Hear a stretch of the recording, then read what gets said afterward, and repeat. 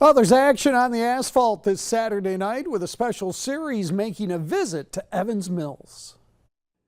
This Saturday, Evans Mills Raceway Park will be the site for a big night of racing on the asphalt, featuring a series that hasn't been to the track in 24 years.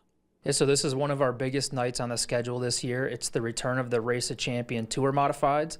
The last time they were at Evans Mills was the year 2000.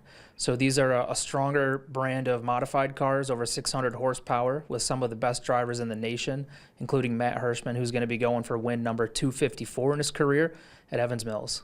Besides that class, there's plenty of other divisions racing that night.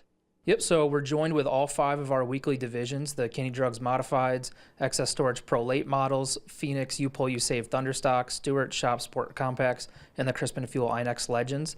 It's also Christmas Miracle Night, which is great for the kids. So each year our drivers and teams will donate brand new wrapped Christmas presents that go to kids 9 and under. We'll be raffling those off as door prizes on the night as well. Also, the return of a special event scheduled for the first part of August. And once again, we have our Monster Truck Show coming in on August 3rd and 4th. It's a 2-day show. One of the coolest parts about that is we actually have legendary Gravedigger driver Dennis Anderson. He's going to be on staff driving the truck King Sling, so make sure to come out and see that. There's also freestyle motocross going on that day as well. Asphalt action at Evans Mills Raceway Park.